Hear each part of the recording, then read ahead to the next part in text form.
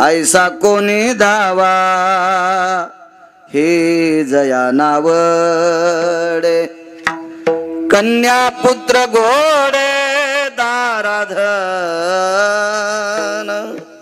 जगात माणूस नाही त्याला हे आवडत नाही, ज्याला भेटत नाही का ते त्याला भेटतय त्याची चेष्टा करते, ज्याला मिळत नाहीत का ते ज्याला मिळते त्याचं इचकित आहे। हा भाग सोडून द्या, पण पैसा आवडत नाही असा जगात माणूस नाही। अहो घोड्यावर बसलेल्याला पैसा आवडल काही नवल नाही, घोड्यावर बसलेले म्हणजे लग्न केलेले, ज्यानं लग्न केले नाही त्याला सुद्धा पैसा आवडतोय। नाही त्या सुटली द्रव्य लोभ माया भस्मदंड छाया तरुवराची भस्मदंड छाया तरुवराची। हरवी नका करत जाऊ। नाही त्या सुटली द्रव्य लोभ माया, त्याला सुद्धा द्रव्याची लोभाची माया सुटत नाही। तर तुम्ही आम्ही काय करताय? पैसा आवडतोय त्या अर्थी पैशाची मालकीन आवडती, आणि पैशाची मालकीन ज्याला आवडती त्याला देवाची अत्यंत गरज आहे। देवाच्या व्यतिरिक्त ती आतापर्यंत कोणाच्या घरी आलेली नाही, आणि मग देव पाहिजेच असेल तर धरावे संताचे ते पाय, साधूचे पाय धरले की देव सापडतो। हिने साधती साधने तुटती भवाची बंधने। मग तशा संतांचे पाय धरले की नाना प्रकारची बंधनं तुटतात। संताविने प्राप्ती नाही आईशे वेद देती ग्वाही। वेदाचा साक्षीनामा आहे, वेद स्वतः साक्षीनामा देते की मी स्वतः सांगतो, वेद म्हणते साधू शिवाय आतापर्यंत देव कोणालाही प्राप्त झालेला नाही। एका जनार्दनी संत पूर्ण करीती मनोरथ। संत मनोरथ पूर्ण करतात, देव करू शकत नाही सज्जनांनो। का? देव जरी तुम्हाला भेटला आणि देवाला सांगितलं देवा माझा असं असं कर, तर ते तुमचा बायोडाटा पाहिजे, आणि तुमचा बायोडाटा बघितल्याच्या नंतर तुमची पूर्ण कुंडली काढ्या तुमचं तसं त्या कुंडलीत लिहिलेलं नसते। जगाच्या मालकाला त्याचा बदल करता येत नाही, बदल करण्याची ताकद मात्र संतात आहे। विठाला विठाला। म्हणून मनोरथ पूर्ण करण्याची ताकद संतात आहे। देवाला पोरग मागितल्यावर देवानं आतापर्यंत कोणाला दिलंच नाही, देवाला पोरगी मागितल्यावर त्यानं दिलीच नाही। पोरग पोरगी काय हे उदाहरण सांगायला उगाच तुम्हाला। एखादी गोष्ट प्राप्त पाहिजे असेल तर ती संतांनी शिक्कामोर्तब केल्याशिवाय पंढरपुरातला मालक ऐकत नाही, कारण मनोरथ पूर्ण करण्याची ताकद संतात आहे, देव नाही। देवाला त्याचं करता आलं नाही। कर्मे श्रीराम वनवासा गेला। स्वतः जगाचा मालक स्वतःच कर्म चुकल्याच्या नंतर वनवासाला जाऊ शकतो, ते तुमचे आमचे काय कित्ते गिरविणार आहे? त्याच्यासाठी अत्यंत महत्वाकांक्षी आहेत ते संत आहेत। हा साधा सोपा सरळ अभंगाचा अर्थ झालं कीर्तन। विठाला विठाला।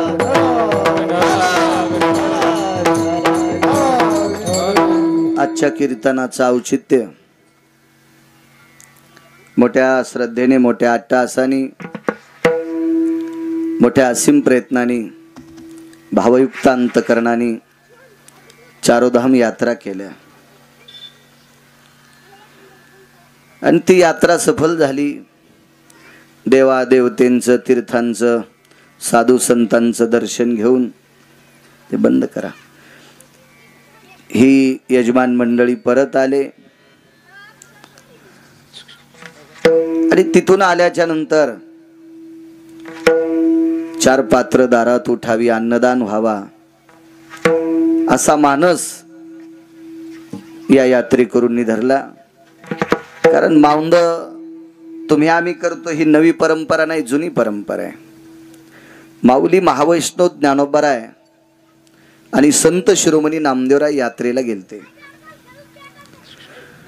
यात्रेहून परत आल्याच्या नंतर माऊंद ही पद्धत जुनाट आहे, जुनी पद्धत आहे। संत शिरोमणी नामदेवराय आणि माऊली महावैष्णव ज्ञानोबराय उत्तर भारतात ज्या वेळेला यात्रेला गेले, यात्रा करून आल्यावर प्रत्यक्ष माऊंद झालं। त्या माऊंद्यामध्ये विश्वाच्या मालकाची वर्णी होती, स्वतः जगाच्या मालकानं ते माऊंद केलं, विटेवरच्या मालकाने.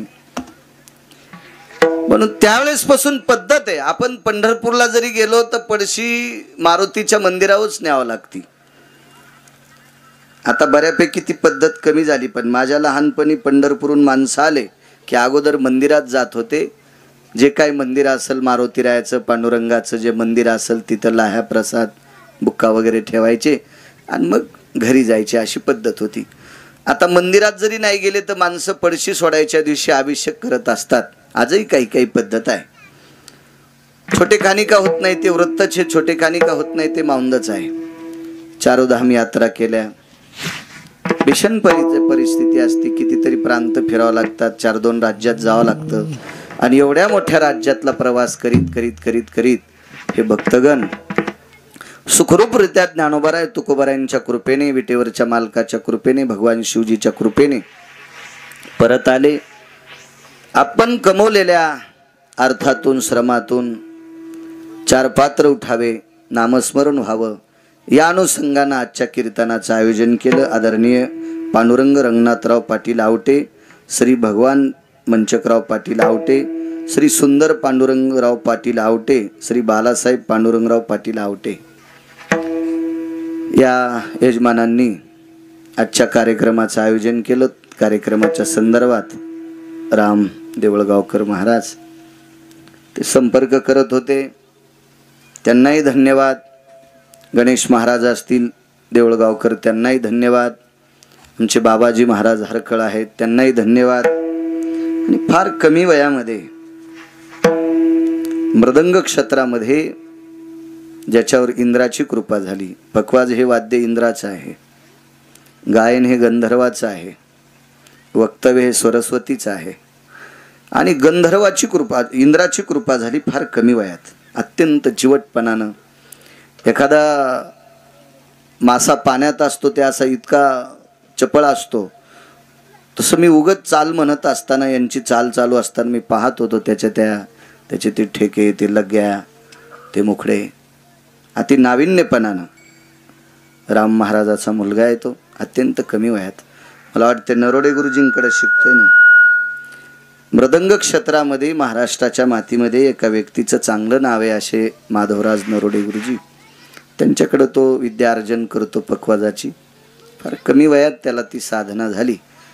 आणि अशी लेकरं आपल्या परिसरात तयार व्हावं, आता आपल्याला ताण नाही. असं अजून 4-2 वर्षाला इतकं चपळ होते, पण याला लोक लांब नेतात ना, नाही गौसू देत नाहीत ना, मग आपल्याला असं होतंय.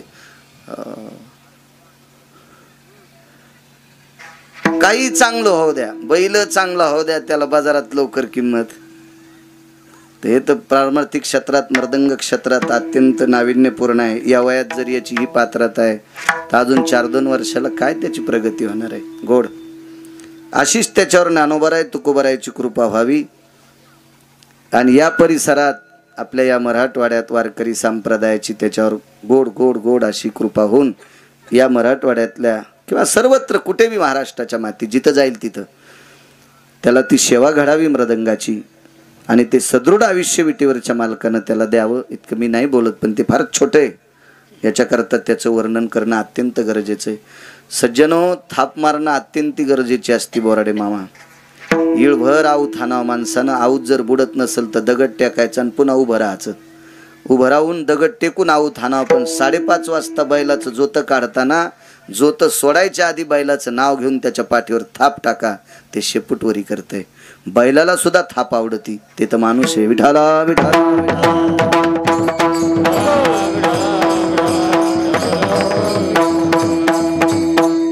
आपला अमूल्य वेळ खर्च करून आलेली इष्ट मित्र सज्जन सखे पाहुणे राहुणे आणि माळसापूर ग्रामस्थ मंडळी, मायमावल्या, पुरुष आबाल वृद्ध सर्वांना धन्यवाद देतो. साऊंड सिस्टीम सुद्धा गोड आहे.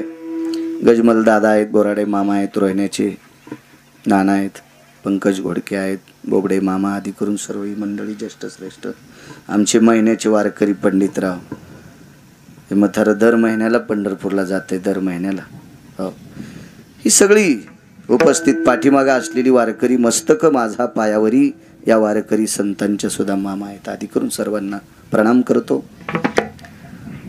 आणि अभंगार येतो, हरी प्राप्तीशी उपाय धरावे संताचे ते पाय.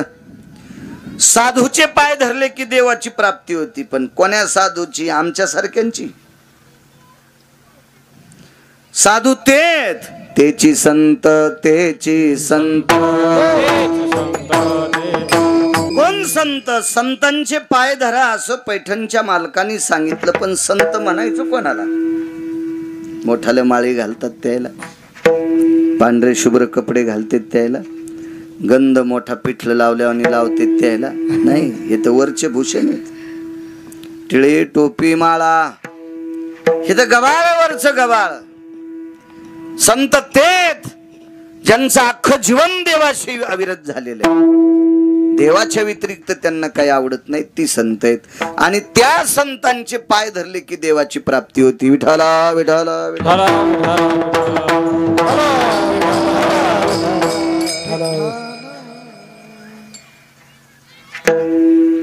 एक मुलगी घरातून बाहेर पडली. हुशार मुलगी होती ती. अंगावर कपडे होते, साडी चोळी एका कपड्यात. पूर्वीच्या काळात बाचकं गठुडं म्हणायचे नाना, असं तिनं गुंडाळलं. आपल्या बगलात घेतलं ते कपड्याचं गठुडं. आणि घरातली सगळी लोक झोपली होती. मध्यरात्रीच्या वेळेला ती निघून गेली. एखाद्या नालायका सोबत नाही, एकटीच गेली. फिरत फिरत फिरत फिरत फिरत फिरत एका जंगलामध्ये पोचली. आणि त्या दिव्य तेजस्वी अधिष्ठानावर एक सुंदर मंडप होता. आपला आश्रम होता, चुकून शब्द गेला, आश्रम होता. आणि त्या आश्रमावर फार मोठ्या साधूचा अधिष्ठान आहे. पण तिला त्या आश्रमावर एकही बाई दिसली नाही. मग तिने विचार केला, आपण या आश्रमावर महाराजांच्या आलोत, पण महाराजांना स्त्री आवडती का नाही काय माहित. धरावे संताचे ते पाय सांगते, आवडती का नाही स्त्री काय माहित. पण ती भीत होती, भीत होती. दर्जेदार लोकांची भीती वाटत असते. आणि तिने साधूला नकळत आश्रमाची सेवा केली. रात्रभर झाडावर बसायची. जंगलात राहणारी पोरगी होती ती. तिचे आई वडील लावर, चित्र, सशे, रानडुकर असे शिकार करीत होते तिचे मायबाप. आणि त्याची पोरगी होती. म्हणजे तिला माहित होतं झाडं चढणं, झाडावरून उतरणं, काट्या कुट्या हे तिच्यासाठी नवं नव्हतं, रोजच होतं तिच्यासाठी. दादा ती ज्या वेळेला दिवसभर झाडावर बसून राहायची,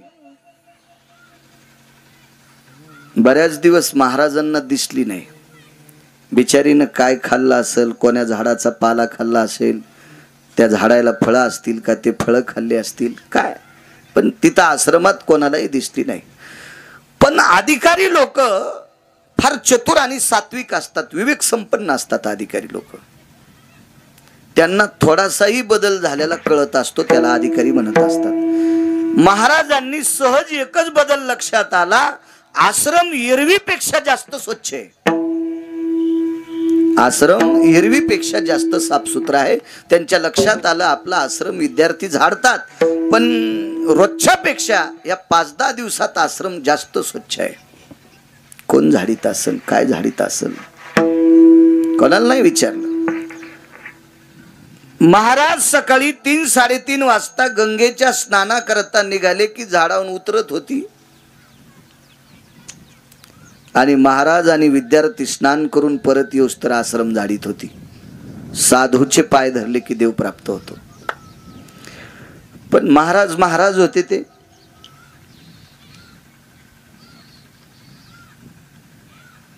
महाराज आंघोळीच्या निमित्ताने गेले, अर्ध्या वाटातून परत आले. झाडता झाडताच बाई दिसली. आले पाठीमागून. कोण? मी शबरी आहे. कोण शबरी? मी एका भिल्लाची मुलगी आहे, शिकाऱ्याची पोरगी आहे. बर, इथे येण्याचं नियोजन, ते महाराज टोकाची लोक होती ती. फुकट काम करणारा आमच्या लोकांना भेटलं होतं त्याला चोंभाळलं असतं आमच्या लोकांनी, पण ही तसली लोक नव्हती ना. इथे येण्याचं प्रयोजन नियोजन काय काय सांगावं तिला दादा. तुमच्या पायाची सेवा करायची म्हणजे आश्रम साफ करायचा. ठीक आहे, किती दिवस? यावत कायान प्राणान मुच्यते. हे जोपर्यंत या शरीरात प्राण आहे तोपर्यंत तुमच्या आश्रमावरची सेवा करीन. टस टस टस टच महात्म्याच्या डोळ्यातून पाणी आलं. आशीर्वाद दिला बाई. ब्राह्मी मुहूर्तावर वचन दिलं, आश्रमाची सेवा करील. किती दिवसापासून आश्रम जाळतेस? तुला पंढरपुरातल्या मालकाची भेट होईल. गेलं म्हातारं आंघोळीला. ते म्हातारं काय मंदिरात बिड्या वाढणार होतं का? तंबाखू खाऊन इकडे तिकडे कोपऱ्यात थुकणार होतं का? मंदिरात पत्ते खेळणार होतं? सप्त्याला दम नाही, भागवतायला दम नाही, रामायणाला दम नाही, कीर्तनाला दम नाही, आणि नालायक लोकांचा नालायकपणा अजून काही कमी नाही. सुरूच आहेत त्याची. अहो चांगले चांगले टचरो हो काही काही गावामध्ये त्याच्या गौऱ्या पुढे गेल्या तरी ते मारुतीच्या मंदिरात पत्ते खेळतात. हा, देवाला यम इतका मारीन त्या भडव्याला की इंचभर जागा शिल्लक होणार नाही लाल करायची. कोण्या नरकात टाकाव देवाला सुद्धा कळणार नाही ह्या नालायकायला. विठाला विठा.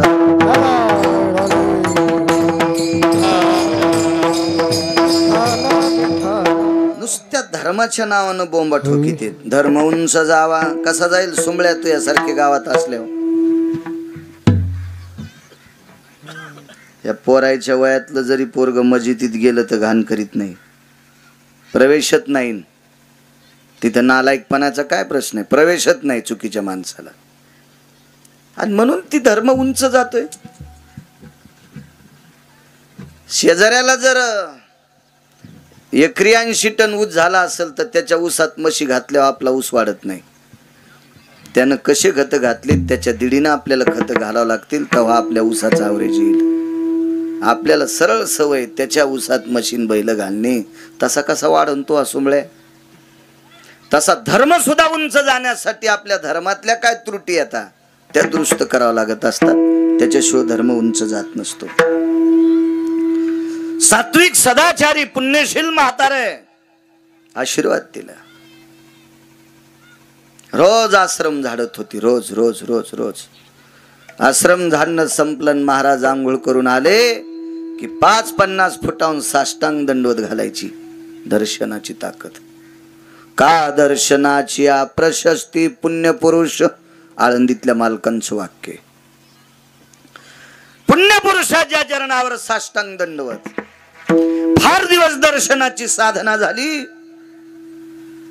शरीर कृश झालं. वय आटपून गेलं, थकून गेलं. वय थकलं ते वय. सारखी वाट पाहत होती. गुरुजींनी सांगितलं देव भेटन, गुरुजींनी सांगितलं देव भेटन, देव भेटन. तशा परिस्थितीत आश्रम झाडायची. आश्रमाच्या बाजूला लहानशी पर्णकुटी केलेली. त्या पर्णकुटीत चिंतन करायची. गुरुजीचं चिंतन करायची, देवाचं चिंतन करायची. एके दिवशी जगाचा मालक प्रत्यक्ष आले. जगाच्या मालकाला इतकं दुःख होतं त्या दिवशी. त्याची बायको हरपली होती. सीताई साहेब, राजा रावण यांनी आकाश मार्गाने हरण केलं. एवढं दुःख प्रभू रामचंद्राला. तरी पण लक्ष्मणजीला घेऊन शबरीच्या आश्रमावर पोचले. काय शबरी होती ती. मला जशी खुर्ची बसायला टाकली तशी शबरीनं प्रभू रामचंद्राला एक स्फटिकाची शिळा बसायला टाकली होती. स्फटिकाची.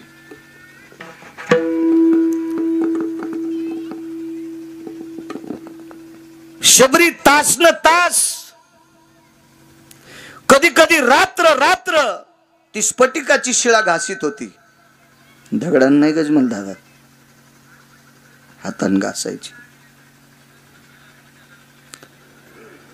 स्फटिकस्य स्पाशानयो पारनिरोरजायते नाम यतम चर्माभयस्थितायाम रुधिरशस्ति जायते. पारणी म्हणजे हात, चर्म म्हणजे कातड, रुधिर म्हणजे रक्त. रात्र रात्र त्या कोमल हातानं ती स्फटिकाची शिळा घासायची. घासून घासून कधी कातड जायचं, कधी रक्त निघायचं. इतकी गुळगुळीत ती शिळा केली की भगवंत त्या शिळेवर बसल्याच्या नंतर त्याला काही टोचू नये इतकी श्रद्धा तिची. बसले प्रभू. देवाच्या प्राप्तीचं साधन सांगतोय. ह्याच्यात दोन्ही गोष्टी आहेत. तिचा त्यागही आहे आणि साधूचे पाय सुद्धा आहेत. डोळ्यातल्या पाण्यानं शबरीनं प्रभू रामचंद्राचे पाय धुतले.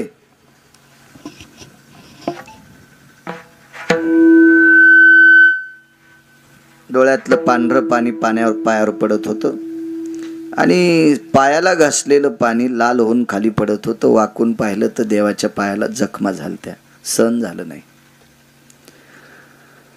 सहनच झालं नाही, सहन झालं नाही. प्राण सोडून द्याला. तेचे येणे जाणे खुंटले. कारण सांगतो, प्रभू रामचंद्र वनवासाला चाललेत हे कौशल्याला माहित आहे. रडल्या कौशल्या आई साहेब, त्याबद्दल दुमत नाही. रडल्या, इतक्या रडल्या कौशल्या आई साहेब की अयोध्येतली भूमी पाजरत होती, अयोध्येतल्या भिंती पाजरत होत्या. रामासाठी इतक्या रडल्या. प्राण नाही सोडा गजमल दादा. 8व्या अवतारात ज्या वेळेला कृष्ण परमात्मा जन्माला आले आणि वसुदेव भगवंताला गोकुळात घेऊन जात होते, त्यावेळेला देवकी सुद्धा रडली हो. तिला माहित होतं आपलं पोरग दुसरीकडे चाललंय. ना जीव नाही दिला. चेंडूच्या निमित्तानं यमुनेच्या डोहात स्वतःहून देवानं उडी मारली. त्याला माहिती आहे, लोकांना कुठं माहिती आहे. यमुना डोई बुडाला ग. भगवान कृष्ण परमात्मा यमुनेच्या डोहात बुडाले. त्यावेळेला यशोदेनं यमुनेच्या कडेला शोक केला, प्राण नाही दिला. पण देवाच्या पायाची जखम बघितल्याच्या नंतर शबरीला सहन झालं नाही आणि त्याच वेळेला प्राण सोडा. तिचे येणे जाणे कुंटले. मग गोलोकातली जागा दिली. पुढचा वाईट याचा विषय नाही, आपल्याला संतांचे पाय बघायचे. ते आसन प्राप्त झालं. तिथल्या ऋषीमुनी योगी तप्यांनी विचारलं, कागबाई काय केलंस तू इथे येण्यासाठी? साधना 3 आहेत. एक नामाची साधना आहे, एक तिचा त्याग आहे आणि महत्वाची साधना आहे संतांचे पाय. इथे येण्याचं नियोजन, आयोजन, प्रयोजन काय झालंय तुझं? कशा करता? कशी आलीस तू? काय साधना केल्या? काहीच साधना केली नाही. महर्षी मतंगांचे पाय धरले. दृष्टांत संपला. राजे हो, लावरं चित्र सशे धरणाराची पोरगी मतंग नावाच्या साधूचे पाय धरले की तिला देवाची प्राप्ती, जंगलात स्वतः जगाचा मालक भेटायला येतो आणि गोलोकाचा अधिष्ठान देतोय. इतकी संतांच्या पायात ताकद आहे. म्हणून पैठणचे मालक पहिल्या कडव्यात म्हणतात, हरी प्राप्ती हरी प्राप्ती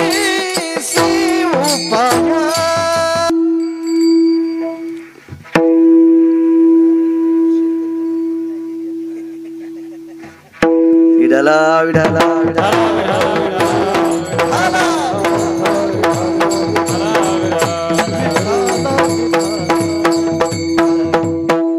म्हणूनच माईक बंद करून सांगितलं त्याला.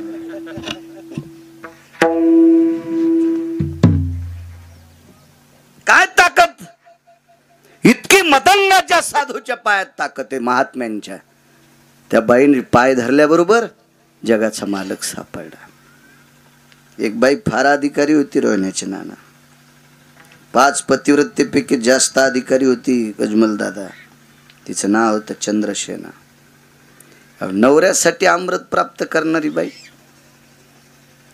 भारतात नाही, पृथ्वीवर जितके देश आहे ते सर्व देशात एकच होती, ती फक्त चंद्रसेना. चुटकी वाजून सूर्याला सांगत होते, तू आहेस तोपर्यंत विधवा होणार नाही. दर दर हालत होत, ते दर दर हालत होत. एवढी अधिकारी बाई.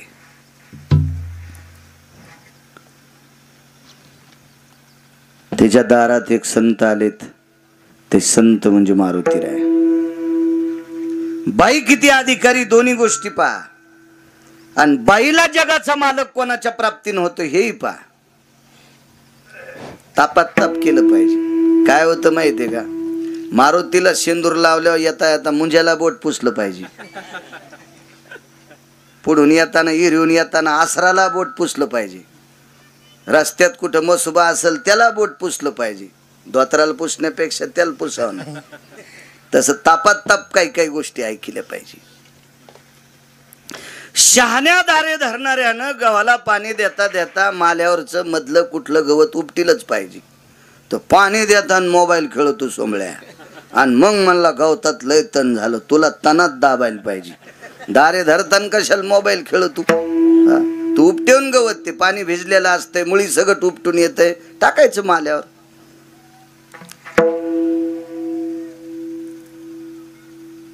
मारुतीराय तिच्या दारात गेले आणि मारुतीराय अंगणात असे लोळले. तिच्या लोळले. रिकाम आहे का ते संन्याशी कोणाच्या दारात लोळायला. ते लय अधिकारी संन्याशी.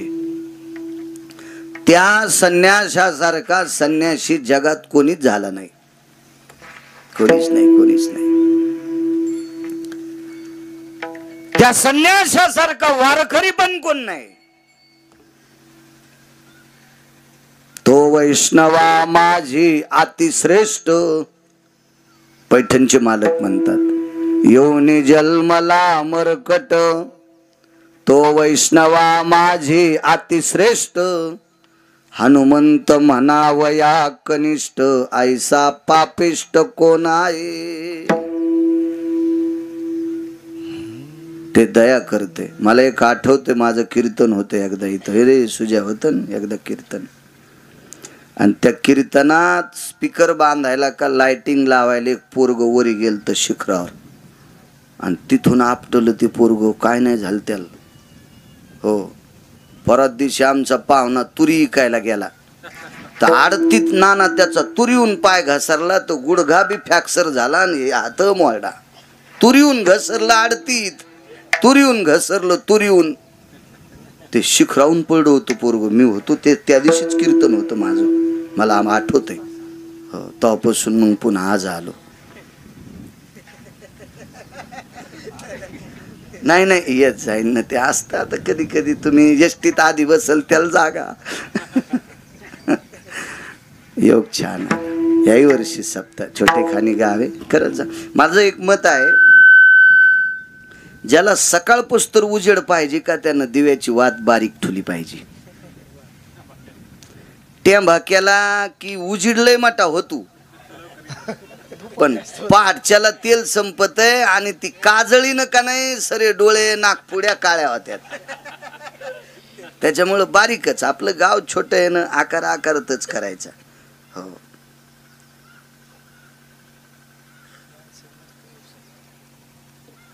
हल्याच्या टकरीत नारळ फुटत येत दोन्हीच्या मुंडक्याला बांधल्या. आणि सप्ताह करणं म्हणजे टक्कर थोडीच. सात्विकता, जुनी परंपरा, आपलं नाविन्य टिकवायचं याच्याकरता ते सप्ताह करायचा असतो. छोटेखानी गाव, अन्नदान होतंय. छान मस्त गाव, गोड. योग असा आला, मारुतीराय तिच्या दारात लोळले. ते मारुतीराय होते. मारुतीरायला तिचा अधिकार कळाला. मारुतीराय लोळण्याचे कारण दोन होते. एक तर ती बाई पतिव्रता होती. पतिव्रतेच्या पलीकडचं टोक. नुसती पतिव्रता नाही, पतिव्रतेच्या पलीकडचं टोक. एकाही पतिव्रतेने अमृत आणलं नाही नवऱ्यासाठी, तिने आणलंय. कलश ठेवला होता अमृताचा. एवढी मोठी अधिकारी. आणि दुसरी गोष्ट लोळण्याची होती, तिच्याकडनं स्वार्थ होता. तिला विनंती केल्यावर पंढरपुरातल्या मालकाचा प्राण वाचत होता. प्रभू रामचंद्राचा प्राण वाचत होता. नाही तर तिचं नवरं वाचू देत नव्हतं रामचंद्राला. इतकं दाढ होतं ते रावण. 4 रावण झाले ना, त्याच्यापैकी एक रावण तिचा नवरा होता. लोळले. तो रावण मृत्यू पावला. प्रभू रामचंद्र आले. मारुतीरायला बघितलं. आणि देव किती चतुर आहे बघा. देव चतुर, देव चतुर. देवानं मारुतीरायाचं अंग झटकवायचं निमित्त केलं. अंगाला धूळ लागली होती अशी, असं केलं आणि मारुतीरायानं तिकडं तोंड केलं की लगेच ती माती अशी कपाळाला लावली मारुतीरायाच्या अंगची. आता ते मारुतीराय म्हणजे बुद्धिमतान वरिष्ठम. थोडासा कडक मोठा करा आवाज, विको नको फक्त मोठा करा. छान आहे साऊंड सिस्टीम. मारुतीरायाने विचारलं, प्रभू तुम्ही माझ्या अंगाला चिटकलेली धूळ कस काय कपाळाला लावली? नाही म्हणले, मी तुझं अंग झटकिलं, तुझं अंग झटकिलं. आणि तू कशा करता लोळाशा अंगणात? तुला काय गरज होती इथं लोळायची? हे का वाळवंट आहे का काय? अरे मातुड आहे या बाईच्या दारातलं, राक्षसाचं गाव आहे, कशाला लोळला? तर प्रभू रामचंद्र म्हणले, देवा माझं जाऊ द्या बाबा, पण आपण दोघंच येत, चांगलं ते पांगलं, नाही चांगलं ते चांगलं. मला सांगा ना तुम्ही, माझ्या अंगाची धूळ तुम्ही अंगाला कशी काय लावली? पाणी आलं हो डोळ्यातून. हनुमंता तू अशा दारात लोळलास, त्या दारात पतिव्रतेचे पावलं खेळलेले इथं. 34 नायिकेपैकी एका नायिकेचे पावलांनी पदस पुनीत झालेली ही भूमी आहे. भूमीची ताकद असते हो, फार मोठी ताकद असते. जिथं संतांचं वास्तव्य आहे, जिथं सात्विक सदाचारी पुण्यशील स्त्रीचं वास्तव्य आहे, ती भूमी पवित्र असते, ती पवित्र भूमी असते. किती पवित्र! तुकोबारायच्या दारात एकदा चोर आले. तुकोबारायच्या दारात चोरा आल्याच्या नंतर थंडीचे दिवस होते, कडकड हिवाळ्याचे दिवस होते आणि चोराच्या अंगावर अशी ती चादर होते, ते अंग झाकून गिकून घेतलेले असे चादर होते. आणि तुळशी वृंदावनाच्या बाजूला जो वट्टा होता, त्या वट्ट्यावर तुकोबारायच्या घरातली लेकरं झोपलेली होती. ती थंडीचे दिवस पांघरायला एकच होतं. ताकद किती असती जागेत, एकच पांघरायला असल्यामुळं, थंडी वाजल्यामुळं ते ओढत होतं. यानं ओढलं की ते उघडं पडायचं आणि त्यानं ओढलं की हे उघडं पडायचं. आणि चोर तर चोरी करायला त्यांच्या दारातून चाललीत. ही परिस्थिती पाहिल्यावर चोरायच्या लक्षात आलं, इथं काही पैसे नाहीत, पांघरायलाच नाही ती आरती, घरात पैसे कुठून आले?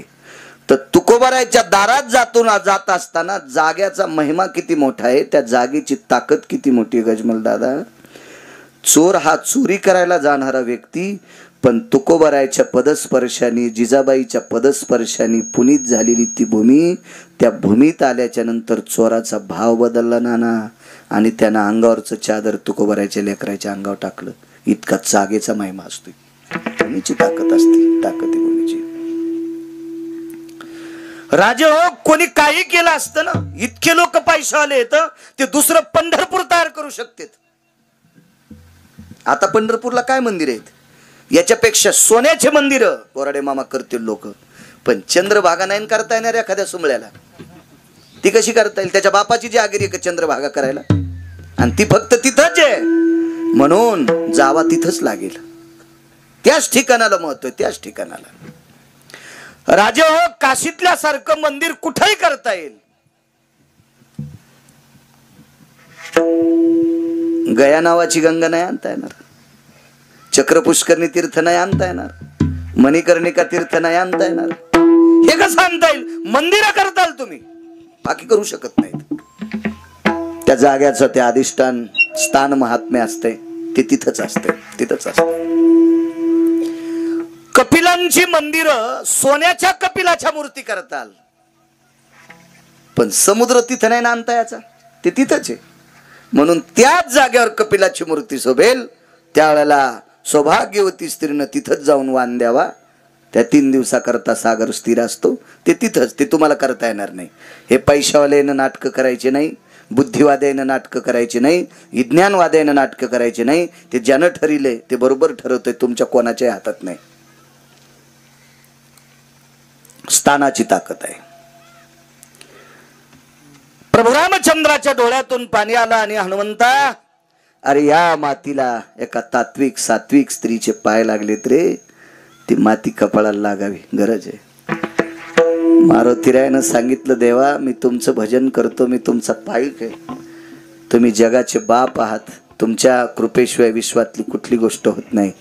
तर तुम्ही पतिव्रतेचे पावलं लागलेली किंवा सात्विक सदाचारी स्त्रीचे पावलं लागलेल्या ती धूळ कपाळाला लावतात. तुम्हाला एवढी गरज आहे, मी तर तुमचा सेवक आहे, म्हणून मी लोळलो ना. म्हणून लोळलो मी, म्हणून लोळलो. काम दोन बघा आता याच्यात. फायदा चंद्रसेनेचा पण आहे आणि फायदा मारुतीरायाचा पण आहे. कारण चंद्रसेना सुद्धा एक साध्वी स्त्री आहे आणि मारुतीराय संत आहेत. स्त्रीला साध्वी म्हणावं लागतंय, पुरुषांना साधू म्हणायचं. ती साध्वी आहे.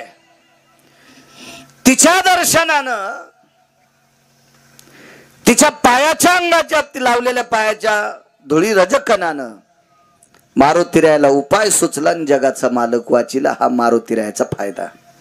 पण तिचा फायदा किती? ती कधीपासून विष्णूची आराधना करायची. स्वप्नात देव नाही.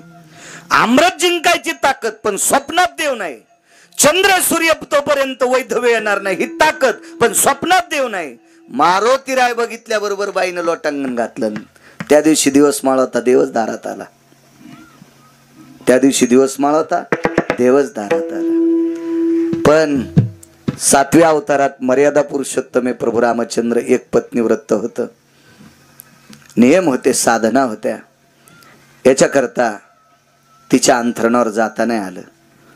तिच्या अंथरणावर नाही जाता आलं. मधला जो काय प्रकार झाला तो सोडून द्या. मारुतीरायाला विचारलं, हनुमंता तू ज्या वेळेला दारात आलास, माझ्या दारात लोळलास, मी पाहिलं होतं तुला. माझ्या अंगणातल्या धुळीची काय ताकद असेल ते तुला माहित आहे. नाही मला काही समज नाही, पण तुझ्या पायात काय ताकद आहे मला माहित होतं. याच्याकरता लोटांगण घातलंय, 1000 वर्ष चिंतन केलंय. आज तुझ्या पायामुळं घरात जरी नाही आला तर बघायला भेटलाय. तर मारुतीरायाने सांगितलं, बाई या अवतारात जरा बंधन आहे म्हणून घरात नाही आला. लक्षात ठेव, माझ्या पायाची ताकद वाया जाणार नाही. तू नुसती भेटीची अपेक्षा काय करते? पुढच्या जन्मात तुझा पती होणार आहे, नवरा होणार आहे. आणि खरंच जगाच्या मालकानं या चंद्रसेनेला द्वापार युगात लग्न केलं. ताकद कोणाची आहे? मारुतीरायाच्या पायाची. म्हणून पैठणचे मालक पहिल्या कडव्यात म्हणतात, हरिप्राप्ती शिव पाय, हरिप्राप्ती शिव पाय, हरिप्राप्ती शिव पाय, हरिप्राप्ती शिव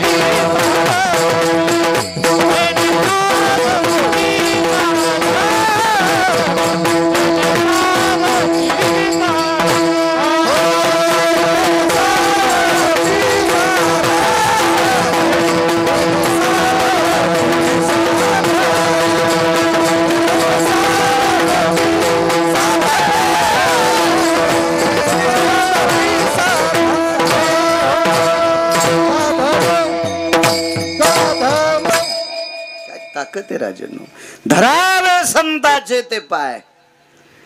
साधूच्या पायाशिवाय देवच सापडला नाही आतापर्यंत, कोणालाच नाही, कोणालाच नाही. आणि एकदा साधूचे पाय सापडे, पाय धरले की देव तर भेटतोच. पण या साधूच्या दर्शनानं संकट सुद्धा संपतात, ते दुसऱ्याच कडव्यात. येणे साधती साधा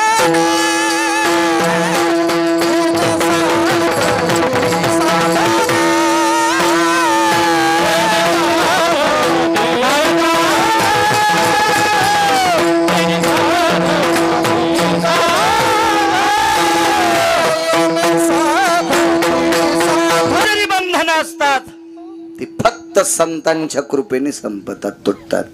ती साधनच सापडतात. मग ती खान सापडती, खान साधनांची.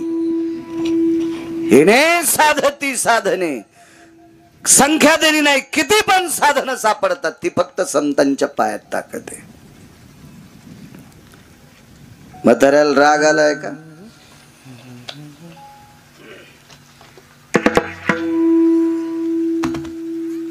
त्याला का राजाचं नालायक कट्ट बोललं होतं त्या म्हाताऱ्याला. नालायक कार्ट होतं, बुजदिल होतं, भडवं.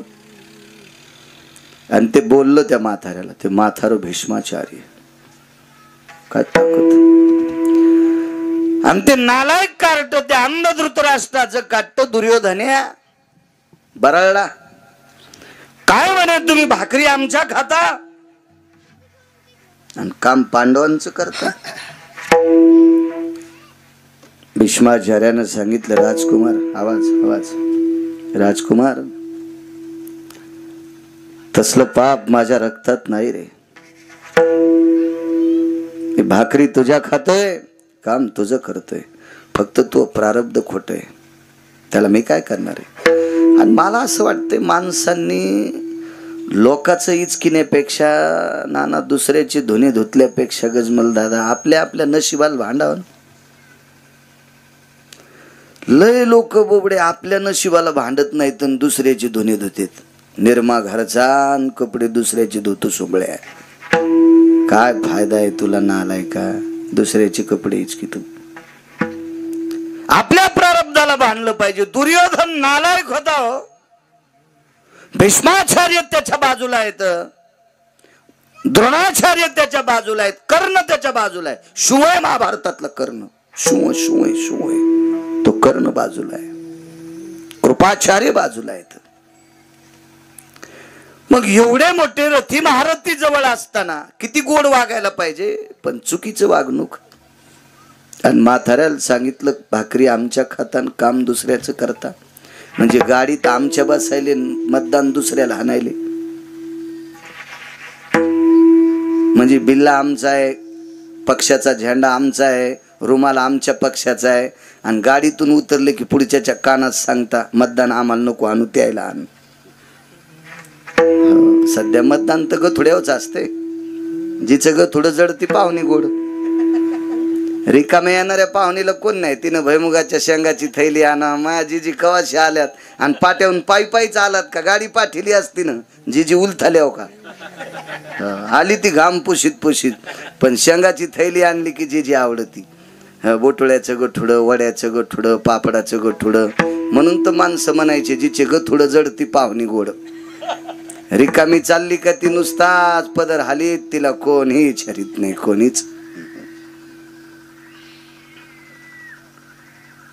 काय सांगू लागलो, कीर्तन.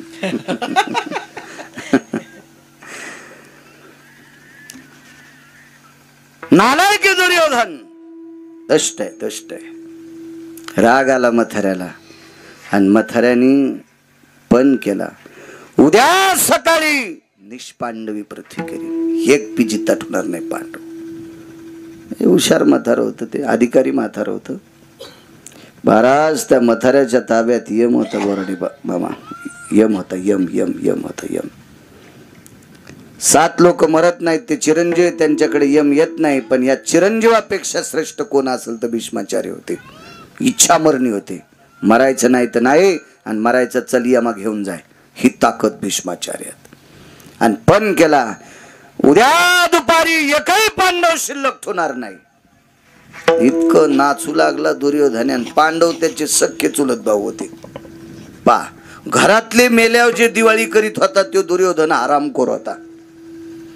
पांडव आणि कुंती जळाली असं कळाल्यावर त्यानं दिवाळी साजरी केली. इतका नालायक दुर्योधन होता. मला वाटतं आजही दुर्योधनाच्या वंशाचे लोक आजही शिल्लक आहेत.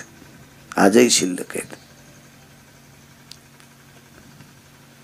काही कळत नाही त्यांना एखाद्या याच्या गोष्टी पायी. कळत नाही त्यांना कुठचीसाठी. आजही दुर्योधनाचा अंश आहे आपल्याकडे. इतका आनंद वाटला. उद्या सकाळी म्हातारं एकाही पांडवांना जिवंत ठेवत नाही. रात्रभर झोप नव्हती पंढरपुरातल्याला. रात्रभर. त्याला माहित होता आपले सगळे प्रयत्न हे नाही साधती साधने. संतांचे पाय धरले की इतकी साधनं प्राप्त होतात की कायमची सगळी संकट दूर होतात. रात्रभर डोळ्याला डोळा नाही. धर्म बसलेले आहेत, अर्जुन बसलेले आहेत, भीम बसलेले आहेत, नकुल बसलेले आहेत, सहदेव बसलेले आहेत. एकही वाचत नाहीत तुम्ही. एक सुद्धा वाचत नाहीत. एक पण वाचत नाही. द्रौपदीला सासू लागला. लक्षात आलं दादा आणि आपले मालक जागे. दादा म्हणजे पंढरपुरातले मालक कृष्ण परमात्मा. व्यक्तीला सांगितलं आणि कृष्णाला आमंत्रित केलं. दादा बोलवलं एकांतात. दादा जी रात्र उलटलेली आहे. 4 वाजता स्नान करून युद्धाचं शिंग फुकणारे 5:30ला. 5:30 वाजता युद्धाचं शिंग फुंकित होते. आणि शिंग फुकलं की दुदुंबी वाजत होती. दुदुंबी म्हणजे रणवाद्य. आपण ज्याला आता लग्नात वापर केलाय त्याला डीजे म्हणतात. डीजे हे मंगलवाद्य नाही, रणवाद्य. रणवाद्य मंगलवाद्य सूर सनई चौघडा याला मंगलवाद्य म्हणतात. हे डीजे हे रणवाद्य. रणवाद्य. लोक काय स्वीकारतील ते ज्याच्या त्याच्या मनाचा मोठेपणा आहे का चांगुलपणा आहे का नालायकपणा आहे ते ज्यानं ठरवायचा. पण ते मंगलवाद्य नाही. आपण मंगल कार्यात वाजितो. निश्चित आपलं मंगल अमंगल होतंय इतकं मात्र ठरवायचं. त्याच्यात मंगलता नाही. त्या वाद्यामध्ये अमंगलता आहे किंवा रुष्टता आहे. मग झोपा दादा तुम्ही झोपा. ताई एक माहिती आहे तुला. काय दादा. तो आरशात बघती का एकदा. मध्यरात्रीला 1-1:30 वाजलाय आणि 1-1:30 वाजता विटेवरच्या मालकानं द्रौपदीला सांगितलं आरशात बघ. आरशात बघितल्याबरोबर आंबारडा पकड. ताई का रडतेस. माझं कुंकू रुसलंय. माझ्या कुंकवाला उद्याच्या सूर्याचा धोका आहे. उद्याच्या प्रकाशाचा धोका आहे. माझं कुंकू रुसतंय. भगवंताच्या डोळ्यातून पाणी आलं ताई. म्हणून आमचा डोळ्याला डोळा लागत नाही. म्हाताऱ्याने पण केलाय. उद्या 5 पांडव मारायचे. द्रौपदीनं सांगितलं दादा तुझ्याच्यानं नाही मिटणार. नाही मिटू शकत. भीष्माचार्याचा पण खोटा करणं इतकं साहजिक नाही. हुशार द्रौपदी. किती वाजलेत रे. 1-1:30 वाजले. ठीक आहे. 3 वाजता देवाला आंघोळीला पाणी टाकलं. देवाची आंघोळ झाली. पांडवायला आंघोळीला पाणी टाकलं. त्याचं स्नान झालं. आंघोळीला पाणी टाकायची गरजच नाही. युद्धभूमीसाठी सरोवर होतं. आपण गेलतो ब्रह्मसरोवरावर कुरुक्षेत्रावर. 5 भावायचे 5 ठिकाण होते आंघोळी करायचे. तिथे केले. द्रौपदीनं स्नान आटपलं आणि ज्योती नावाचं सरोवर आता लुप्त सरोवर आहे. तिथं भीष्माचार्याचं स्नान आटपलं. शिबिर रावटी दिलेली आहे. त्या रावटीत म्हातारं सकाळच्या नित्यनेमा करता बसलं आणि द्रौपदीनं सांगितलं दादा तिथपर्यंत चालावं लागतं. हे नाही साधती साधने. दादा म्हणजे कृष्ण. देवाला ती भाऊ मानित होती. देवही तिला बहीण मानायचा. आणि भगवान कृष्ण परमात्म्याला घेऊन ज्योती सरोवराच्या ठिकाणी शिबिरामध्ये रावटीमध्ये भीष्माचार्य सकाळचा नित्यनेम आटीत होते. आणि नित्यनेम आटपीत असताना देव बाजूला उभा आहे आणि तिथून रथातून म्हणा पायी म्हणा खाली उतरली आणि रावटीच्या बाहेरून भीष्माचार्यांना प्रणाम केला. साधूच्या पायात किती ताकद आहे. पायात प्रणाम केला. तर सकाळचा नित्यनेम सारत असताना पूजा करत असताना आतून आवाज दिला अखंड सौभाग्यवती भव. एक जणांनी मला विचारलं की भीष्माचार्याला कस काय कळालं बाई पाया पडली?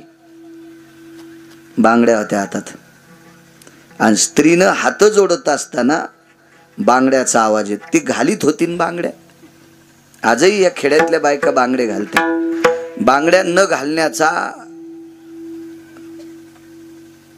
तो सात्विकपणा आहे का निर्लज्जपणा आहे का चांगुलपणा आहे? जास्त शहरात उतू आला.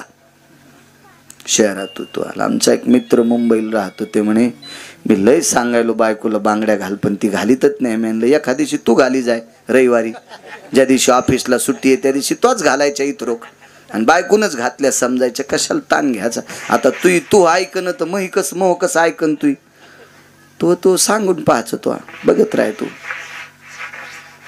बांगड्याच्या आवाजावरून लक्षात आलं एक सौभाग्यवती स्त्री दर्शनाला आली. आटपलं.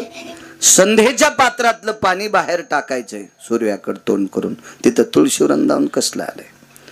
पाणी टाकायला भीष्म बाहेर आले. त्यावेळेला पाहिलं तर द्रौपदी. तिने विचारलं पितामह तुम्ही अखंड सौभाग्यवती भव आशीर्वाद दिलाय तो या जन्मातला का पुढच्या? भीष्माचार्य म्हणले सोबत कोण आलंय? जोडा सांभाळणार आले. ते चपलापाशी उभा होता. अर्थ दोन आहेत. जोडा सांभाळणार म्हणजे चपलापाशी उभा आणि जोडा सांभाळणार आयुष्याचा जोडा सांभाळायची ताकद ज्याच्या ते त्याच्यात कृष्ण. जाय बाई तो काम झालं. एकही पांडव वाचणार नाही असा पण कोणाचा आहे? भीष्माचा. पण त्याच म्हाताऱ्याचं दर्शन घेतल्याबरोबर कायमचं संकट संपून गेलं. म्हणून पुन्हा एकदा दुसरं कडवं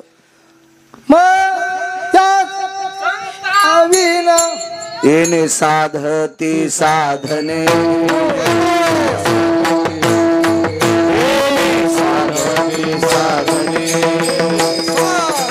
संताचं दर्शन झालं की बंधन तुटून जातात.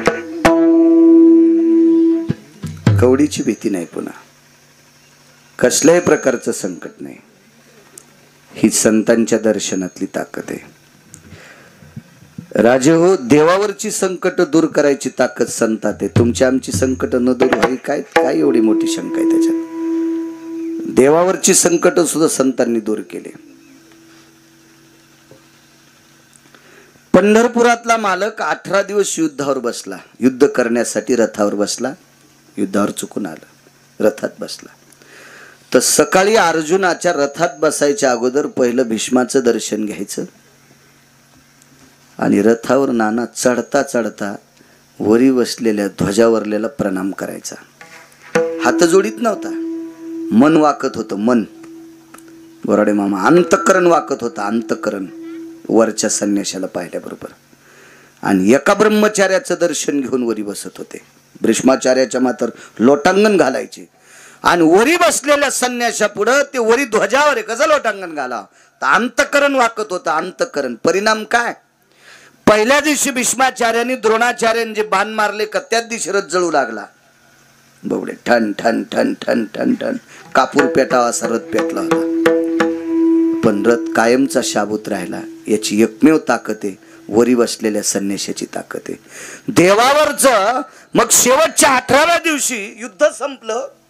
कौरव मारल्या गेली आणि भगवंतानं सांगितलं अरे अर्जुना उतरा खाली उतरा उतरा. अर्जुन म्हणला आता काय उतरायचं? सभापती मीच झालो. गुलाल मीच उधळणार आणि याच रथात उधळणार. कशाला उतरायचं? मी नाही उतरणार. भगवंतानं सांगितलं उतर रे जळून जाशील. हा खुर्चीवर बसायच्या आधीच जळशील ना. खाली उतरणं रथावरून उतरल्यावर खुर्चीवर बस का रथात खुर्ची असती? नाही म्हणे. याच रथात बसून हस्तिनापुरात गुलाल उधळायचा. वाचत नाही स्तवरक. अर्जुन म्हणले देवा काय बोलता? आता आपल्याला जे मारित होते ते मेलेत ना. तू जर रथातून खाली नाही उतरला तर खुर्चीवर बसायच्या आधी तू मरणार. यम जवळ आलाय तुला न्यायला. खुर्चीवर बसायच्या आधी तू मरणार. तू महाऐक मार रथातून उडी. ऐकायला तयारच नाही पठ्या.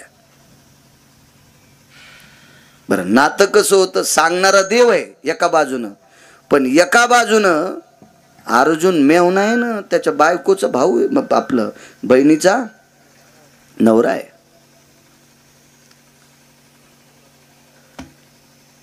आणि अर्जुनाच्या बायकोचा भाऊ देव आहे.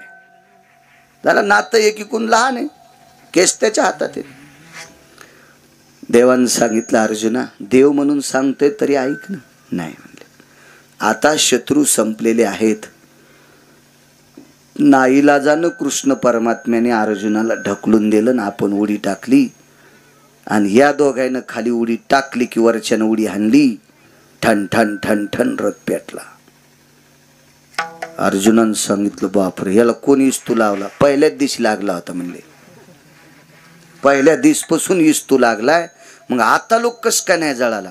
वरी बसलेल्या महाराजामुळं. ते मूर्तिमंत शंकरू मारुतीराव होते ते. कल्पना करा, ज्या संतांचं सानिध्य युद्धभूमीच्या सानिध्यात, युद्धभूमीमध्ये ज्या संतांच्या छत्राखाली, छायेखाली अर्जुन आणि जगाचा बाप आहे, यांच्यावर कायमचा अस्त्राचा वर्षा होता, शस्त्र होते, नाना प्रकारचा वर्षा होता, संकटच होती. याही याच्यातून जर वाचली असतील तर ती संतांची ताकद आहे. एने साधती साधने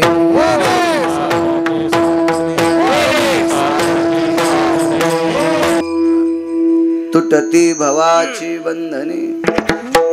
कितीतरी पुरावे आहेत.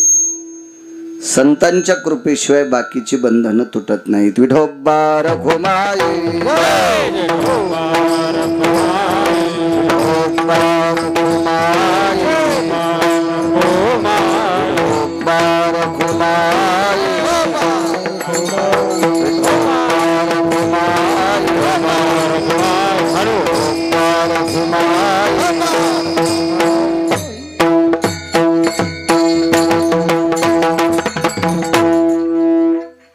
प्रताप पायाचा सद्गुरु रायाचा. या संतांच्या पायाचा तो प्रताप आहे. एक दोन उदाहरणात तुम्ही श्रवण केला. तुम्ही चारोधाम यात्रा करून आलात. बद्रिकाश्रम पाहिला, रामेश्वर पाहिले, काशी गया, द्वारका, जगन्नाथपुरी, ही सगळी काही तीर्थ तुम्ही बघून आलात. बद्री केदार. बद्रिकाश्रम म्हणजे प्रत्यक्ष विष्णूचा अधिष्ठान आहे. तिथं तीर्थाचं महात्म्य लक्षात घेतलं पाहिजे. नाही तर त्या यात्रा काढणारे ती लक्झरी काढते, डुकर कोंडून न्यायचे. तिथं गेला की दरुजा उघाडा, पडा पाया, रातचा भात गरम करून खाऊ घालायचा, पुन्हा बसा त्या लक्झरीत की पुन्हा डुकर दुसऱ्या जाग्यावर. काही अर्थ नाही अशा यात्रा करून. तुम्ही ज्या ठिकाणाला गेलात त्या ठिकाणाचं स्थान महात्म्य तुमच्या लक्षात असलं पाहिजे. आम्ही तर तुम्हाला काही करायला लावतो चिलरीसाठी. त्या पापानं आम्हाला कोण्या नरकात देव टाकील ते देव ठरील, पण तुमच्या तर दिवसा डोळ्यात माती पडायली ना. तीर्थयात्रा करत असताना ज्या तीर्थावर गेलात त्या तीर्थाचं स्थान महात्म्य लक्षात घ्यायचं, तर ते तीर्थ आपल्याला पावत असतं. काय जगन्नाथपुरीचा अधिकार? कशा करता जगन्नाथपुरी? त्याला पुरी का म्हणतात? मोक्षपुऱ्यापैकी एक पुरी आहे ती. का म्हणायचं त्या जगन्नाथपुरीला? कशा करता जायचं? तिथल्या देवांना हात का नाहीत? तिथली देव काष्टाची का आहेत? त्या पाषाणाच्या मूर्ती का नाहीत? त्या धातूच्या मूर्ती का नाहीत? त्या लाकडाच्याच का मूर्ती आहेत? सागरामध्ये मोठं लाकूड त्या अमक्या अमक्या तिथीला वाहत येते. त्या दिवशी ते लाकडाचा ओढका पकडतात, त्याच्यावर चर्या करून त्याच्या मूर्ती तयार करतात. त्याचं मोठं नाविन्य पुरी. पुरी फार मोठं नाविन्य. इंग्रजाच्या काळात, अजून 2 पातशाहीच्या काळात पुरीवरचं अधिष्ठान काही नालायक लोकांनी तिथलं कमी केलं. देवाचं अधिष्ठान आहे. त्या पुरीमध्ये, त्या मंदिरामध्ये असं मॅग्नेट होतं पंकज, मॅग्नेट होतं. ते परकीयांचे जहाज तिथून दुसरीकडे जाऊच देत नव्हतं. ते असे जहाजच वडायचं असं ते जहाज. म्हणून प्रघात केला आणि त्याच्या त्या मंदिरातले घुमटातले काही अवशेष त्या मूर्खांनी छिन्न बिछिन्न करून टाकले. इतकी व्याप्ती होती मंदिराची. फार मोठी ताकद आहे पुरीची. काशीतलं महत्व काय, का गयाला शाप झाला? गयेमध्ये पाणी उघड करून स्नान करायचं, स्नान झालं की पुन्हा पाणी झाकून टाकायचं. पंढरपुरातल्या मालकिनीचा शाप आहे गयेला, 7व्या अवतारातला. सीताई साहेबाचा शाप आहे. राजा दशरथाचं श्राद्ध केलं. विठला विठला विठला.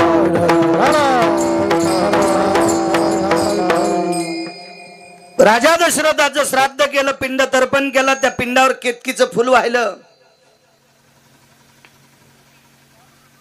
विचारलं प्रभूने, बाबांचं श्राद्ध मी आटपलंय, काही काळजी करू नका. कोण म्हणतोय तू श्राद्ध केलं? साक्षीला गाय होती, तिथेच होती गाय. गायीनं होकार दिलाच नाही हो, म्हणून गायीला इतकी गाय आपल्या संप्रदायात पवित्र आहे, पण ती तोंडानं मल भक्षण करती, तितका शाप आहे. कितकी नावाचं फुल, तुम्ही गहू जर सगळाच वाळला ना, कोपऱ्या कापऱ्यात वाला असला की गहू कापायला सुरुवात करायची, म्हणजे तो बांधायला कामी येत असतो. त्या गव्हानं मग पेंड्या बांधायच्या. आणि चारही कोपऱ्यातला वाळल्या मग का धोतर फाडायचं, का साडीच्या चिरकाळ्या, मग केकताड आणीत असतात. केकताड तर त्या केकताच्या काट्यावर एक फुल येत असतं लाल रंगाचं, आणि पितराला बोराडे काका फुल लालच लागते. अरक्त पुष्पम समर्पयामी रक्तचंदनम समर्पयामी कागाति श्राद्धो भयस्थितो हिरण्यायाम लुप्त पिंडोदकम भयजना. आजचा कार्यक्रम काही पित्राचा नाही, पण ती पुरावा देण्यासाठी सांगायलोय.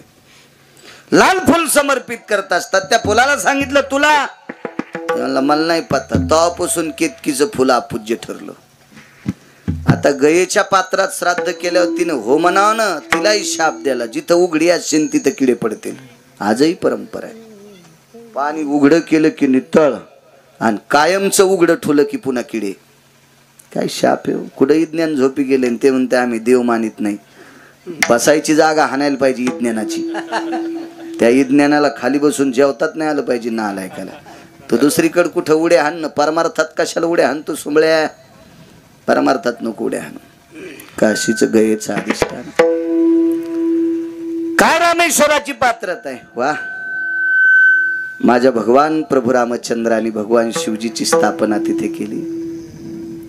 आणि प्रभू रामचंद्रांनी सांगितलं, या समुद्राच्या तीरावर माझ्या शिवजींचं दर्शन घेतलं की माझंही दर्शन प्राप्त झालं. अशा नाना प्रकारच्या आख्यायिका रामेश्वरांच्या आहेत. द्वारका काय द्वारकेचा अधिष्ठान आहे. उंच असा ध्वज असतो द्वारकेचा. जिथं झेंडा बांधते, ध्वज बांधते, तिथून नारळ सोडलं की नारळ चुरा होतं. इतकं उंच. दिवसात 2-3 वेळेला झेंडा, 70-71 मीटरचा झेंडा वरी जाऊन तिथं जाऊन झेंडा तितकं वारा असो का हे असो बांधायचा नित्य नेम. फार मोठं नाविन्य. दिवसात 1-2 वेळेला पाणी अलीकडे येते, पुन्हा पलीकडे जाते. काय कळतच नाही. काय कसं काय पाणी अलीकडे येते, आणि 1-2 तासांनी 4-2 घंट्यानं पाहिलं की तिथं कोरडपट सगळं मोकळंपट होतं. काय लीला असेल सज्जनांना, काय लिहिलाय ते. का आपल्या मका गिकातलं पाणी थोडंच मोटरीन सोडून पलीकडच्या दांडात गेल्यावर याच्यातलं कोरडं झालं असं थोडंच. समुद्र आहे ते, समुद्र आहे. प्रत्येक तीर्थाचं नाविन्य वेगवेगळं आहे. प्रत्येक तीर्थावरचा विधी आहे. केदारनाथ असेल, बद्रीनाथ असेल, एका ठिकाणी देवाचं शिरे, एका ठिकाणी पाठ आहे. रेड्याचं रूप घेतलं भगवान शिवजीनं. अर्जुनाची गदा लागली, एक अदृश्य झालं. एक तिथं एका ठिकाणी पाठ आहे म्हणून तिथं लोणी लावण्याची पद्धत आहे, तिथं शिर आहे. लोक 2 ठिकाणचे 2 अधिष्ठान. काय प्रत्येक तीर्थाचा महिमा. अलकनंदेचा महिमा बघा.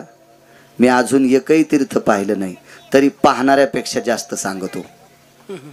वाचितो ना, त्याच्यापेक्षा जाऊन येणाऱ्यापेक्षा जास्त सांगतोय. एका तीर्थात जर बोट घातलं बोराडे काका तर बोट वागतं इतकं थंड पाणी. आणि एका तीर्थात जर उपरण्यात असं थोडं मोकळं बांधलं आणि 10-20 मिनिटं जर ते थोडं ठुलं तांदळाचं, तर भात शिजून वर येतोय. त्या गोठोड्यात भात शिजतो. इतकं पाणी गरम आहे आणि बाजूला पाणी इतकं थंड आहे. काय लीला असेल. कुठेही ज्ञान झोपलं इथं. आमचा एक पाहुणा उनकेश्वरला सोबत माझ्या आलता. असाच रगील होता. जरा जोरा पैसे होते त्याजवळ, त्याला ते मोठं म्हणत होता. माणसाने स्वतःला मोठं कधी म्हणायचं माहितीये का? आपल्यापेक्षा पैसे दुसऱ्याजवळ जास्त नाहीत त्यानं म्हणायचं मी मोठा. त्याकडे 1 कोटी रुपये असतील पंकज एखाद्याकडं, पुढच्याकडे 4 कोटी असल्यावर ह्या सुंबळ्याला मोठं कशाला म्हणायचं? पण ते बुटकं भर पाणी घेऊन समुद्राला आंघोळ घालते. तू तोंडच धुतलं नाही सुंबळ्या तू, आणि तू काय समुद्राला आंघोळ घालतो? असं एक पाहुणं होतं आमचं, तिळभर करायचं आणि इळभर सांगायचं. इतके येडगळ पाहुणे नाहीत माझे म्हणा, पण जसं आता तुम्हाला राग येईन म्हणून मायावर घ्यालो. आणि तितक्या येडगळायला पाहुणे असले तरी मी पाहुणे म्हणत नाही. विठाला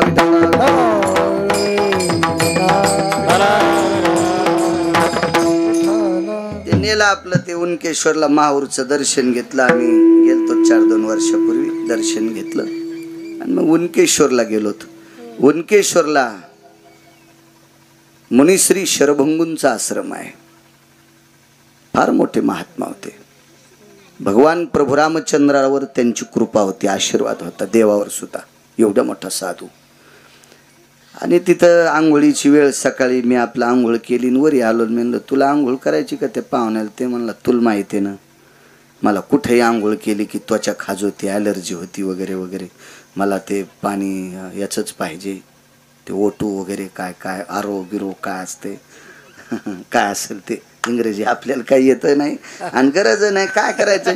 हो, आंधळ्याच्या गावात चष्म्याचं दुकान चलत नसते, संन्याशाच्या गावात लुगड्याचं दुकान चलत नाही, जिला गौऱ्या लावता येत नाहीत तिनं धिरडे करायचेत नाही, जिला पिठल्यातले गोळे फुटत नाहीत तिनं बासुंदीच्या नादी लागायचं नाही. आणि आपल्याला मराठीच बोलता येते, बाकी कशाला इचकायचं? आपण स्वतः कशाला नादी लागायचं? घरच्याचा इटन शेजाऱ्याचा भांग नीट. तर मग ते असं पाणी आमकं पाणी. ते म्हणलं आता हे जंगल आहे बाबा, इथं आश्रम आहे, आपल्याला जेवायला खाली जावं लागेल कुठं, तू आंघोळ करून घे, नाही तर तुला काही माझ्या गाडीत बसू देत नाही मी. ते म्हणला काय काम झालं तू? आगाऊच काम झालंय. सोबतच शिकायला होतं, पण त्याचा जन्म दिवाळीतला होता आणि मा शिमग्यातला होता. दिवाळीन शिमगा नाही कळायचा. दिवाळी म्हणजे ते पैशावाल्याचं पोरग होतं आणि मी गरीबाचं होतो. शिमगा म्हणजे गरीबीतला जन्म आपला. आताचा ना काहीच खूप सांगायला ते. पण मी त्याला ढकललं. थंडीचे दिवस होते बोराडे मामा. मधात गेल्या होते बाहेरच येणं. म्हणला बाळू पाणी तर गरम आहे. कोणी केलं? म्हणलं तुया मेवणीनं. स्टोप येतील त्या म्हणलं खालून तुया मेवणीनं, त्याच्यामुळं पाणी गरम झाले. काय शक्ती आहे तीर्थाची, काय अधिकार आहे त्या तीर्थाचा, काय नाविन्य आहे त्या तीर्थाचं, काय वैभव आहे. ही जी तीर्थ बघायची नाही. बिंदुमान नावाचं सरोवर आहे, ऋतुमान नावाचं सरोवर आहे. पण हे सगळे तीर्थ बघण्यासाठी आमच्या लोकांसंग जायचं नाही. हे आमची लोक सगळं कटछाट करतात. फक्त खपक्या देवायचे नाव टाकी देत, म्हणजे मोठ्याल्या गावायची. हे मधलं जे बाजूचं आहे का चट खपके चट कट करून टाकायचं. मोठ्याल्याच कंसानं जेवारी होत असते का? आणि बारके कंस फेकून देत असतात का? मोठ्या कंसाच्या याला जेवारी होईल, पण ते चिपाट खात नसते, ते चिपाट खापके असते. बारक्या कंसाला जेवारी कमी होईल, पण चिपाट बारीक असते. बैल लय खातेत ते बारीक पान. ते खपक्या चिपाट फणसालेलं हे झालेलं ते खात नाहीत. मग काही कोणाच्या कामी, काही कोणाच्या कामी सोडून द्यायचं नाही. बारके बारके देव सोडून देतात. ते म्हणतात त्याला बारक, ते बारके नसते, त्याला अनन्य साधारण महत्व असते. अहो ते बिंदुमान नावाचं सरोवर दिहुतीनं स्नान केलं. त्या स्नानाच्या पुण्याईनं कपिल जन्माला आला. कपिलाने सांख्यशास्त्र केलं. 6 शास्त्रापैकी सांख्यशास्त्र कपिलानं केलं. काय ताकद असेल.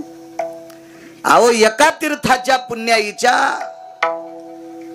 पात्रस्थित बळावर एक न्यायशास्त्री जन्माला आला. त्याचं नाव आहे गौतम. 10 न्याय केले. 10. आपल्या न्याय व्यवस्थेत अर्धा न्याय वापरला जातो, अर्धा.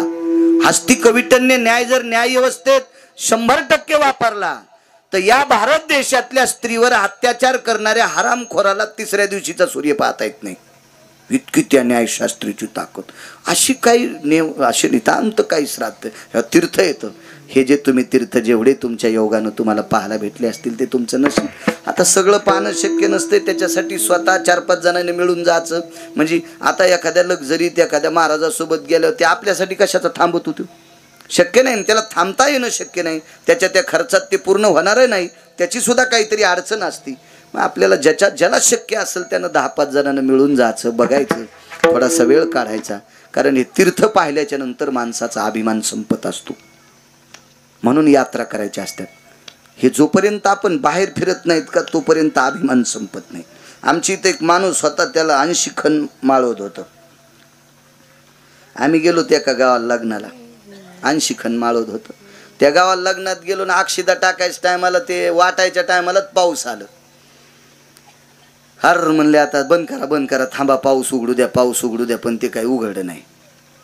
मग मंदिराला सभा मंडप नव्हता, गाव पैशावलं होतं, पण ते म्हणलं मारुतीला कुठं पोरं होते तर, आणि त्याला काय करायचं, लय मोठं मंदिर, मारुतीला थोडेच पोरं होते. मी म्हणलं सुंबळ्या मारुतीला पोरं होत नाहीत, पण त्या पोरीस लग्न कुठं पैठणच्या तळ्यात करतो का? लागतं ना पाहुणे रावणे बसायला सभा मंडप मोठा असल्यावर. पण त्या गावात तसं मंदिरही मोठं नव्हतं. मग एक जणाच्या 5-6 खण जोडणी होती. मग ते सोकवाने त्या 2-3 करवाल्या, महा नंबर लागला. मी लहान होतो जरा, बारीकशी पाचर याच्यावानी घुसलो मधात, टाकल्या अक्षिदा. तर त्या आमच्या गावातलं म्हणलं, बाळू हे लग्न जर आपल्या गावात असतं तर आपल्या 80 खण जोडणीत सगळं वऱ्हाड बसलं असतं. मी म्हणलं हे जरा फुगलं गडे, हो पंधडातल्या बेंडकीवानी. काही माणसं बोलूच देत नाहीत, आडकीता ठेवून द्याला आणि दाढानं सुपाऱ्या फोड्या. अरे मी म्हणलं आडकी त्यानं फोडणं सुपारी नाही, म्हणलं आपल्या दाढालय पकाय झालं दुसऱ्या दिवशी बोचर. म्हणजे आडकीता ठेवून देऊन दाढानं सुपाऱ्या, असे काही लयत नादा असतो ना. ते इळभर सांगायचं माझ्याकडं असं. अरे तू येडपट हेस, तुझ्याकडे जितकी संपत्ती आहे तितकी काही लोकांचं मात्र आहे. काय येड्यावानी इचकी तू आपलं. फिरल्यावर माणसाचा अहंकार संपत असतो, फिरल्यावर अहंकार संपतो. राजे हो, रावणाचे 269 किलोमीटर लांबीचं भिताड होतं सोन्याचं. उंची 11.5 फूट आणि रुंदी 4.5 फूट. 2 फुटाचा कोपरा तोरडा. तर 35 वेळेस आमदार रावण. कोणाची माय येली त्याच्या विरोधात फॉर्म भरायची. हे तीर्थयात्रेत पाहिले आपण. भांगाऱ्याला मोजतो का मग गजमल दादा? आमच्याकडे 150 एकर जमीन, तू अंगावर घेऊन खाली मर. आम्ही 700 एकरवाले पाहिले, तू 150 एकरवाला काय येड्यावानी उड्या आणायला? काय नसतं एवढं. याच्याकरता माणसं मग ते 80 खण जोडणीवालं कहा म्हणायचं, बाळू त्या लग्नात कसं झालं रे, तू चढ भिजला होतास, मी भिजलो होतो. आम्ही गेलो ते एकदा पुण्याला, याला मुंबईला कीर्तनाला. तर मग ते म्हणे मला बी जाचो डोळे तपासायला. त्यानं आपलं दुसऱ्याच्या चंद्राचं बोट घेतलं, मारुतीला लावलं. म्हणजे आमच्या कीर्तनाच्या निमित्त त्याचे डोळे तपासले. गेलो तिथं तर मग ते डोळे गेले तपासले. डॉक्टरनं मग नाव ऐकलं, म्हणलं मी बाळू महाराज. बरं कीर्तन घेतलं, माझा तपासलं की पासलं दादा पदशीर. बाहेर आल्यावर मी आणलं, हे बघता का? तर ते म्हणलं बाळू हे लाईट गीट दिसायली बाबा. काय रे काय? मी म्हणलं घर आहेत. काय बोलतो बाळू? त्याची टोपी मागच्या मागच पडली ती. बरं ती डबल घ्यावा तर गटारात पडली. ते त्या दिवशीच होंड झालं. नुसते ते मुंबईतले 52 मजले पाहिल्यावर त्याच दिवशी होंड बोडकच, टोपी मागच पडली. मला म्हणलं बाळू आणि त्या वरच्या मजल्यावर कशाने जा? तिथं का विमान जातं का? मी म्हणलं जायचं का तिथं? काय बाबा पडड्या गिड्या. मग तिथं बी पाहुणं राहत होते. त्याला फोन केला, म्हणलं आम्हाला चहा घ्या, पाजू नको बापा. ते तसं पाजीत बी नव्हतं कोणाला. ते मोठं नंबरी होतं, ते त्याच्या बापाचं श्राद्ध घालीत नव्हतं. तर मला कसं चहा पाजीन ते? मी म्हणलं फक्त मला खालच्या मजल्यावर वरच्या मजल्यावर. काय महाराज? मी म्हणलं काहीच नाही बापा, आमच्या संग फुगीर दोडकाय. आणि मग लिफ्टमध्ये बसलो की दणकन वरी गेलो टेरिसवर. मी म्हणलं वरून पाय. मी म्हणलं आपली 80 खण जोडणी तुया पाय पडतो म्हणला, पण मरण पण आपल्या जोडणीचं सांगणार नाही. मरूस तर आता पुन्हा जोडणीत नाही, मेल्यावर तीच उपसून मला त्याच्यातच जा. पण आता माया 80 खण जोडणीचं सांगत नाही. हे कव्हा गर्व जिराला त्याचा? फिरल्याच्या नंतर मुंबई पाहिल्या. तसं तीर्थयात्रा बघत असताना माणसाचे नाना प्रकारचे अहंकार संपत असते. एक मथार होतं, ते म्हणला मायाशिवाय गावातलं भजनच होत नाही. मी म्हणलो तू आता मर, गाव पाकिस्तान होतंय का पाहू.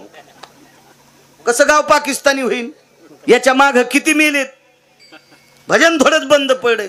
असे काही काही माणसं. एक जण तर मला म्हणलं गुणू आपल्यासारखा सप्ताच कोणी करीत नाही. मी म्हणलं तू यासारखा कसा करीन, तू यासारखा येड्यावानी कोणीच करीत नाही ना. तू यावानी कशी, लोकांचे लय मस्त सप्तेत, तो हा येड्यावानीच कारभार आहे ना, मग तू ह्या येड्यावानी कोण करीन. असं काही काही माणसं काही उगाच म्हणतात आपला हातच कोणी धरून ये, तू भार काय ना आमचे कपडे भरी तू का तू धरल्या, काही बी असं सांगतात काही बी.